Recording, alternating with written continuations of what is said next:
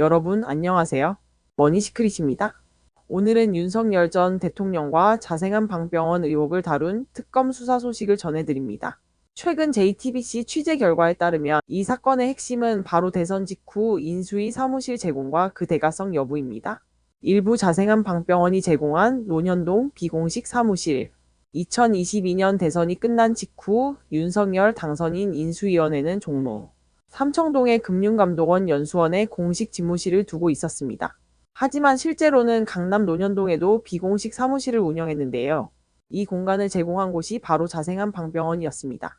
논현동 빌딩은 자생한 방병원의 관계사가 소유한 건물로 본사 바로 옆에 붙어 있었습니다.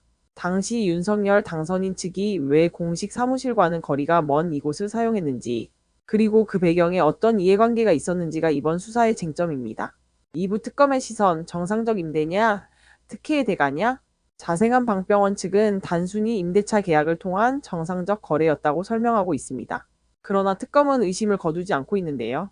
사무실 제공이 단순 임대였는지 아니면 이후 윤석열 정부 출범 이후의 보건 정책에 유리한 대가성 지원이었는지가 수사의 핵심 포인트입니다.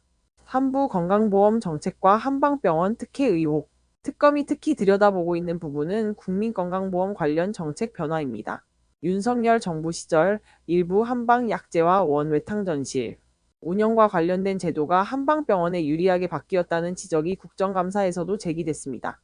강선우 의원은 특정 약제가 보험급여 항목으로 인정되면서 수익 대부분이 대통령 비서관 처가 병원으로 돌아갔다고 주장했습니다. 또 서영석 의원은 원외탕전실을 갖춘 병원이 전국에 6곳뿐인데 자생한 방병원이 그중 압도적인 규모를 차지해 사실상 독점적 이익을 챙겼다고 지적했습니다. 4부 정치적 파장. 이 사안이 단순한 임대차 문제가 아니라면 파장은 상당할 수밖에 없습니다. 윤석열 전 대통령의 측근 네트워크, 그리고 정책 결정 과정에서의 이해 충돌 여부가 도마 위에 오를 수 있기 때문입니다. 특검 수사가 본격화되면 정치권은 물론 의료계, 보험 재정까지 영향을 받을 수 있다는 분석이 나오고 있습니다. 5부 자생한 방병원의 해명과 향후 전망.